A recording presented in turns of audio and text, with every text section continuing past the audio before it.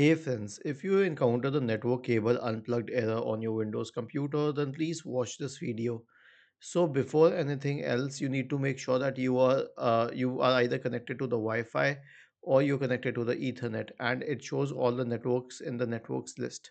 So if you're connected to the Ethernet, it won't show the option for the Wi-Fi. If you notice the option for the Wi-Fi, it means that you are either not connected to the Ethernet or there is some other issue.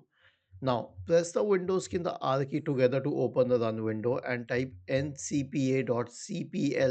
Hit enter. In this list, does it show a cross next to the Ethernet option? If yes, then right click and enable it. I don't have that option because I don't have an Ethernet cable, but you can enable it. If that doesn't work, then maybe there is no Ethernet cable. Or the last thing is that the Ethernet cable could be faulty. So you can just go to amazon.com or any other website of your choice. Okay, and then search for an Ethernet cable. Okay, and then you can buy a new Ethernet cable. Even a cheaper one will be very helpful. Was this helpful? If yes, then please subscribe to the channel, and if not, then let us know in the comment section of the video on how we could help you further. Thank you for watching this video and have a nice day.